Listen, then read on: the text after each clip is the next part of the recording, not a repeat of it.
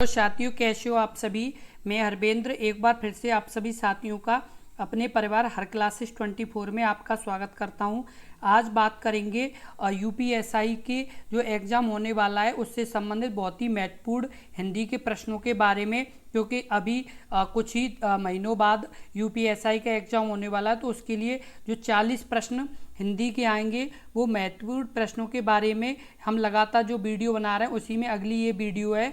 और आपकी ये प्रीवियस ईयर के प्रश्न हैं जो अभी तक यूपीएसआई में यानी पूछे गए हिंदी के प्रश्न हैं, इसलिए इस वीडियो को बहुत ही ध्यानपूर्वक से देखें और एंड तक देखें। और यदि आपने अपने इस यूट्यूब चैनल को सब्सक्राइब नहीं किया है तो कृपया सब्सक्राइब जरूर कर लें, जिससे हम जब भी अपनी नई वीडियो अपलोड करेंगे तो आपको सबसे पहले नोटिफिकेशन मिल जाया करेगी, जिससे आप आराम से देख पाएंगे। आपको वेट भी नहीं करना पड़ेगा और आप यानी इसे जरूर सब्सक्राइब कर लें। अब जैसे बात कर लेते हैं, पहला प्रश्न, भाषा की सबसे छोटी इकाई को क्या कहा जाता है। Option A word, option B पद, ऑप्शन सी उच्चारण, ऑप्शन डी शब्द। इस प्रश्न का उत्तर क्या होगा, इस प्रश्न का उत्तर बताएं। और आप एक चीज़ जरूर ध्यान रखें कि आप यानी यदि आपको प्रश्न का उत्तर पता है तो आप कमेंट बॉक्स में उस प्रश्न का उत्तर को जरूर लिखें, जिससे आपको भी ये पता चलता रहे कि हाँ हमें कितने प्रश्न आ रहे हैं और कितने नहीं आ रहे हैं। और यदि आपको जो प्रश्न नहीं पता हो तो वो आप अपनी नोटबुक में जरूर लिखते जाएं, जिससे आप बाद में भी रिवीजन कर पाएँ। इस प्रश्न का उत्तर बताएं, इस प्रश्न का उत्तर क्या होगा। इस प्रश्न का जो उत्तर होगा वो आपका सही होगा, ऑप्शन ए वर्ड। भाषा की सबसे छोटी इकाई को क्या कहा जाता है, तो वर्ड कहा जाता है। क्या कहा जाता है, वर्ड। भाषा की सबसे छोटी इकाई क्या है, वर्ड है। और जो वर्ड के जो दो भागों में जैसे बांटा जाता है वो भागों के नाम क्या है, तो पहला नाम है आपका स्वर और दूसरा नाम है आपका व्यंजन। क्या नाम है, व्यंजन। यानी स्वर और व्यंजन दो भागों में वर्ड को यानी बांटा जाता है, और स्वर और व्यंजन यानी दो यानी भाग हैं। और हिंदी वर्णमाला में किसमें, हिंदी वर्णमाला में कुल कितने अक्षर हैं यानी कुल कितने वर्ण हैं, तो 52 वर्ण हैं। कितने वर्ण हैं कुल, तो 52 वर्ण हैं, जिनमें स्वरों की संख्या कितनी है, तो स्वरों की संख्या है 11। स्वर कितने, तो स्वर हैं 11। और व्यंजन कितने, व्यंजन हैं आपके कितने, 41। कितने व्यंजन हैं, 41 व्यंजन हैं। तो इसमें आपके यानी किस तरह से भी प्रश्न पूछे जा सकते हैं कि आपका ये भी पूछा जा सकता है कि वर्ड यानी जो वर्ड है वो मतलब कितने भागों में बटे हुए हैं, तो आपको आंसर देना स्वर और व्यंजन। दूसरा फिर पूछा जा सकता है हिंदी वर्णमाला में कितने वर्ड हैं, तो आपके 52 वर्ड हैं। फिर पूछा जा सकता है आपके स्वर कितने होते हैं हिंदी वर्णमाला में, तो 11, और व्यंजन कितने होते हैं, तो 41। इस तरह से आपके कई प्रश्न पूछे जा सकते हैं। आपसे हमने केवल एक प्रश्न पूछा, लेकिन उससे जो और प्रश्न बन सकते हैं वो सभी प्रश्न आपको यानी उनके आंसर हमने इसमें बता दिए, जिससे आपका एक भी प्रश्न छूटे नहीं। और इसी तरह से पूरी जितनी भी यानी प्रश्न की वीडियो बनाएंगे और जो लगातार भी बनाएंगे वो इसी तरह से आपको समझाएंगे, जिससे आपका एक प्रश्न से और भी जो प्रश्न बन सकते हैं वो सभी प्रश्न आप आराम से कर पाएँ और आप उनके आंसर दे पाएं। अगला प्रश्न है प्रश्न नंबर 2, भाषा की सार्थक लघुत्तम इकाई किसे माना जाता है। Option A word, option B मात्रा, ऑप्शन सी शब्द, ऑप्शन डी अर्थ। इस प्रश्न का उत्तर बताएं, इस प्रश्न का उत्तर क्या होगा। इस प्रश्न का जो उत्तर होगा वो होगा ऑप्शन सी शब्द। भाषा की सार्थक लघुत्तम इकाई किसे माना जाता है, तो शब्द को माना जाता है। भाषा की सबसे सार्थक यानी लघुत्तम इकाई क्या है, यानी शब्द को माना जाता है। और उच्चारण की दृष्टि से भाषा की लघुत्तम जो इकाई है वो क्या है, ध्वनि है। किसकी दृष्टि से, उच्चारण, उच्चारण की दृष्टि से, उच्चारण की दृष्टि से लघुत्तम इकाई क्या है, तो वो आपकी है ध्वनि। क्या है, ध्वनि यानी आपकी सबसे यानी लघुत्तम यानी छोटी इकाई है। और ध्वनियों के मेल से ही शब्द बनते हैं। किसके मेल से, ध्वनि के मेल से क्या बनते हैं, शब्द बनते हैं। क्या बनते हैं, शब्द बनते हैं। किसके मेल से, ध्वनियों के मेल से ही शब्द बनते हैं। और शब्द बनाने के लिए इन्हें यानी क्या सार्थक या अर्थबोधक की क्षमता से युक्त होना चाहिए। किसकी क्षमता से, यानी आपके सार्थक या अर्थबोधक की क्षमता से युक्त होना चाहिए। और ध्वनि सार्थक ही हो यह जरूरी नहीं है, यानी ध्वनि है जो वो सार्थक हो, कैसी हो, सार्थक हो, ये कोई ये नहीं है, जरूरी नहीं है कि मतलब सार्थक होनी चाहिए। जैसे छोटा अ, उसके बाद जैसे प या त, इस तरह के जो सब यानी आपके जैसे वर्ड हैं, तो ये यानी जो ध्वनियाँ हैं क्या है, ये जो ध्वनि है जैसे अ प त, जो आप मतलब बोल रहे हैं, यानी ये ध्वनियाँ क्या हैं, इन्हें यानी क्या कहा जाता है, इन्हें ही यानी सार्थक हैं। ये किस तरह की हैं, सार्थक हैं। किस तरह की ध्वनि है, ये सार्थक ध्वनि है। और अर्थात इन्हें और भी क्या कहा जाता है, अर्थात ये अर्थ देने की क्षमता है इनमें। जैसे अभी मान चलो प है, तो प में यानी ये क्या है, ये मतलब इसमें अर्थ देने की पूरी क्षमता है। और ऐसे ही शब्द यानी भाषा की सार्थक इकाई हैं। जो ऐसे जो शब्द हैं जैसे अ प त, ये क्या है, भाषा की सार्थक इकाई हैं। अगला प्रश्न है प्रश्न नंबर 3, भाषा की मूल इकाई। ऑप्शन ए अक्षर, ऑप्शन बी संकेत, ऑप्शन सी ध्वनि, ऑप्शन डी वर्णमाला। इस प्रश्न का उत्तर बताएं। इस प्रश्न का उत्तर क्या होगा, इनका उत्तर क्या है, ध्वनि। यानी भाषा की मूल इकाई क्या है, तो ध्वनि है। क्या है, ध्वनि है।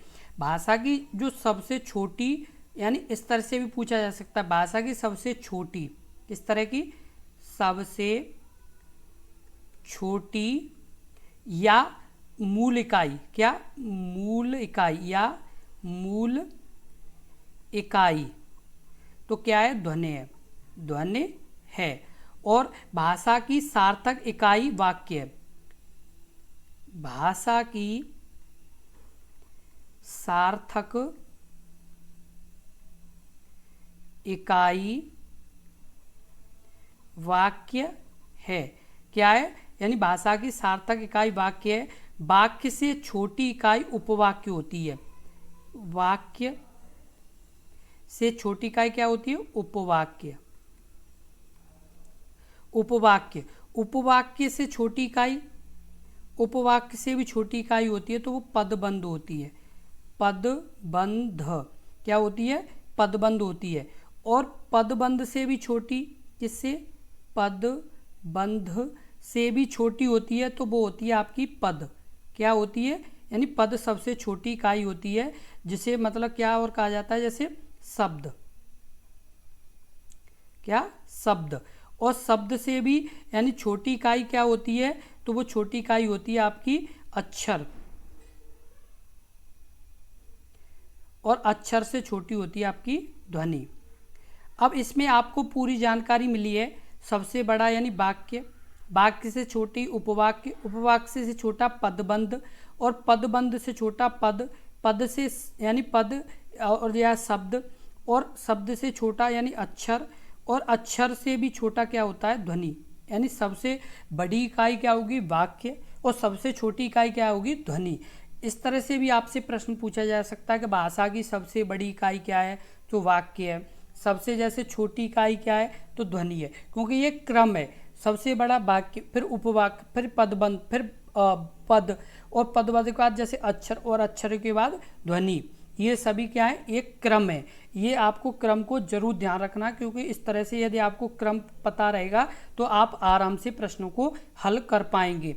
और इस तरह से ही आपको लगातार समझ के चलना है। क्योंकि यदि और एक चीज़, और यदि आपको कोई भी चीज़ समझ में ना आए तो आप कमेंट करें, हम आपको यानी उस चीज़ को बताएंगे कमेंट में ही। अगला प्रश्न है प्रश्न नंबर 4, वर्णों के कितने भेद हैं। Option A 10, option B 2, option C 7, option D 8। इस प्रश्न का उत्तर बताएं।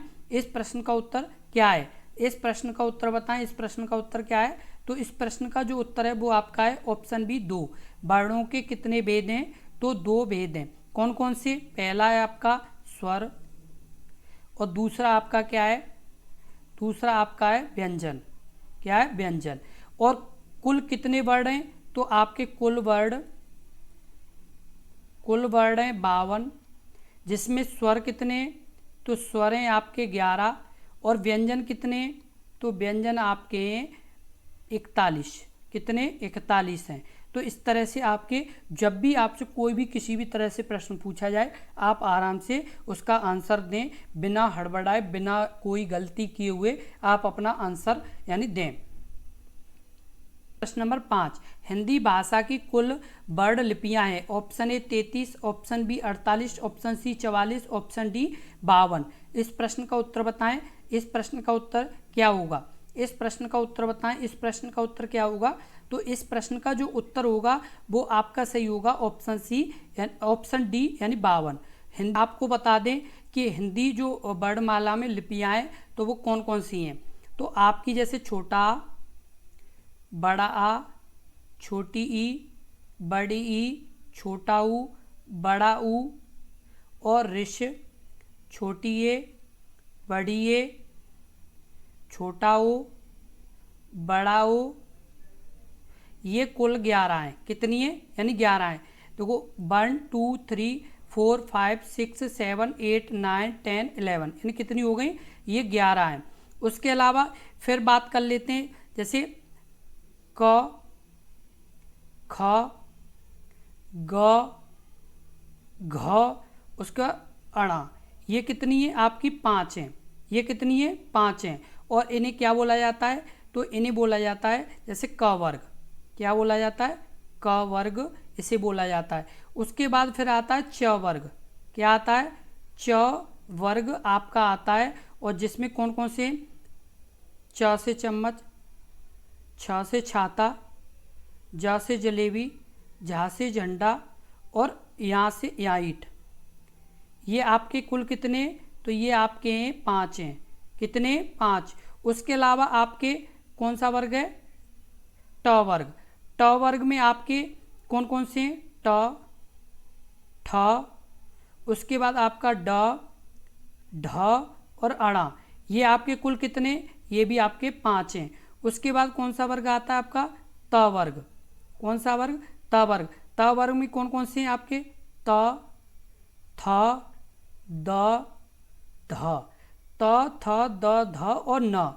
ये भी आपके कितने? ये भी आपके 5 हैं। कितने आपके? 5 हैं। उसके बाद आता है प वर्ग। प वर्ग में आपके कितने? तो प वर्ग में आपके प, फ, ब, भ और म। ये आपके कितने हो रहे हैं? ये भी आपके 5 हैं। उसके अलावा आपका फिर आते हैं आगे य, र, ल और व। य, र, ल, व ये आपके कितने? 4 हैं। उसके बाद आपके कौन कौन से आते हैं? श, सीटी वाला श, उसके बाद षटकोण वाला श, सड़क वाला श और ह। ये आपके कितने? ये भी आपके कितने? 4 हैं। उसके अलावा बात कर लें और कौन कौन से आपके रह गए? 6 से क्षेत्री, त्र, क्षेत्र और ज्ञ। कौन सा? क्षेत्र, ज्ञ और स्र। ये भी आपके कितने? 4 हैं। उसके बाद आपके छोटी अंग और बड़ी अंग, ये भी आपके हैं। ये कितने? ये भी आपके कितने? 2 हैं। और उसके अलावा आपके द्विगुण वाले बचे ड और ढ। ये भी आपके कितने? तो ये भी आपके 2 हैं।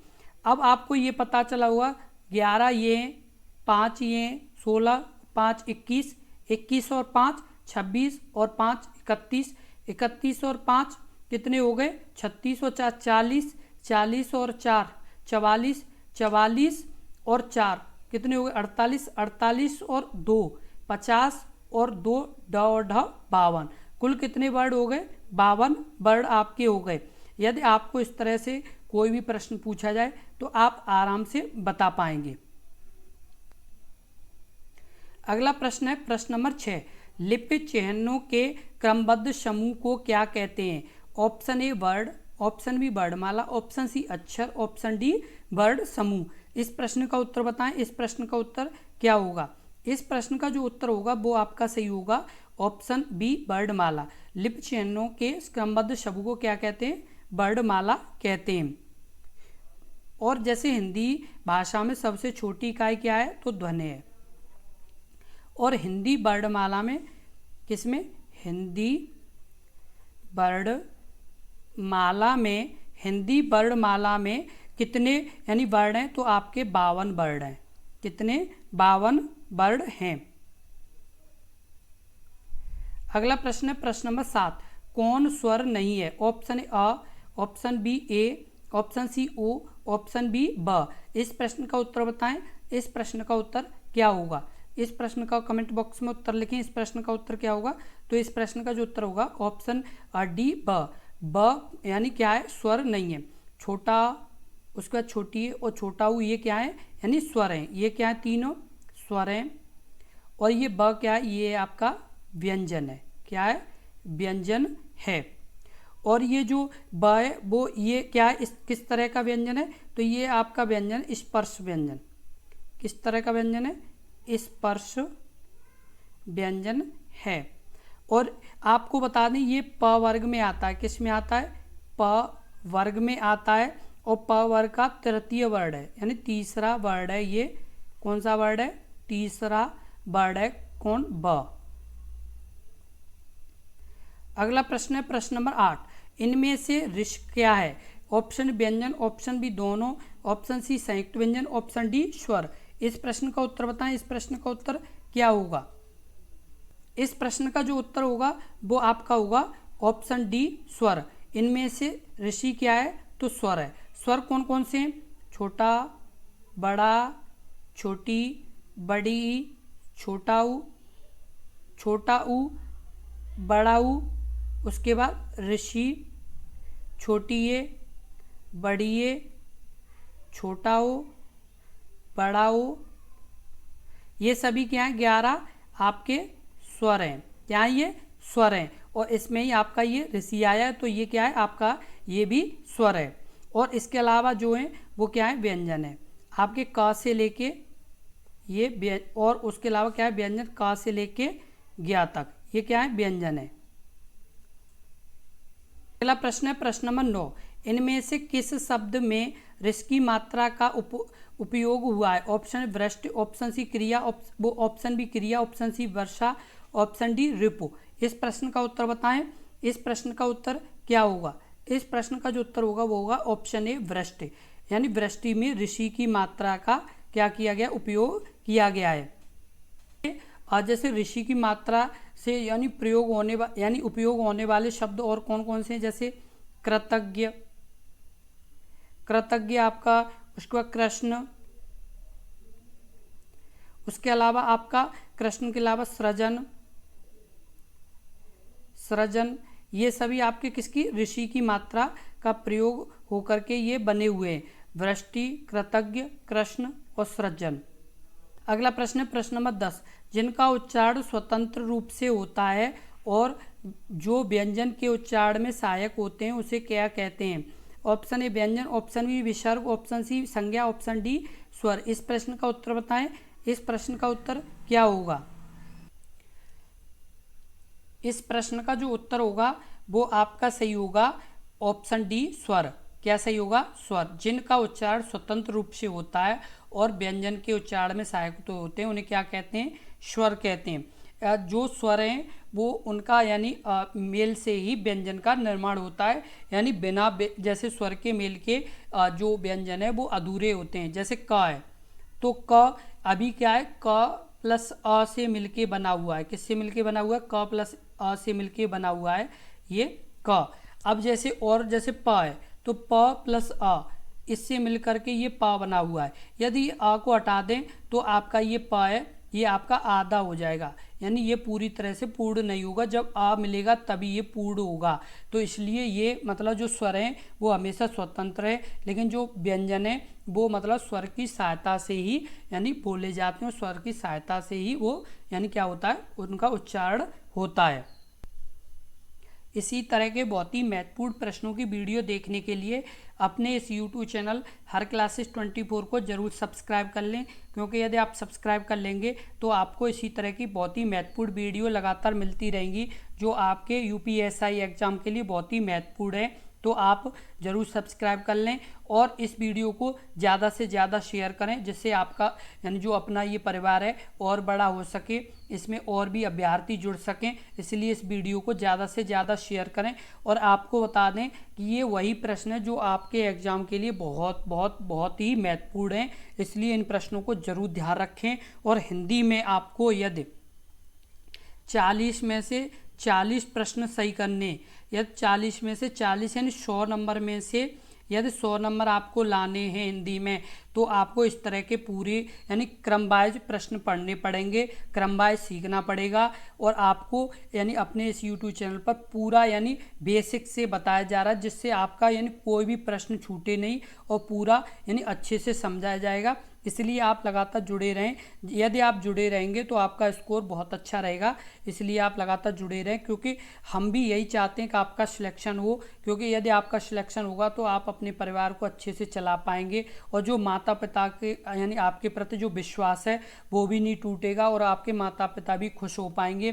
क्योंकि माता पिता की एक ही आस है कि आप यानी अच्छी सी जॉब लें और अपना यानी जो एक अच्छा यानी लाइफ स्टाइल है वो पूरी तरह से यानी बदल पाएँ और अपने माता पिता की भी देखभाल कर पाएँ। क्योंकि माता पिता जब बुजुर्ग हो जाते हैं तो बच्चे पर ही डिपेंड हो जाते हैं, और जब बच्चे सक्सेस हो जाते हैं तो माता पिता भी अच्छे से अपना जीवन यापन कर पाते हैं। और यही यानी जो विश्वास है उसी को लेकर के हम लगातार मेहनत कर रहे हैं, क्योंकि आप हमसे विश्वास लगाए हुए हैं और आपका जो ये प्यार है, ये प्यार से ही हम लगातार दिनों रात मेहनत कर रहे हैं, जिससे आपका स्कोर बहुत अच्छा हो और आप अपना यानी सिलेक्शन ले पाएँ और आपके कंधों पर 2 स्टार लग पाएँ। और आप यानी 24 घंटे आपको कोई भी प्रश्न पूछना हो या कोई भी जानकारी यूपीएससी से एग्ज़ाम से संबंधित लेनी हो तो आप कमेंट बॉक्स में कमेंट करें, हम आपको जानकारी देंगे। आप भी ज़्यादा से ज़्यादा मेहनत कीजिए और हम और आपके साथ मेहनत करेंगे। धन्यवाद।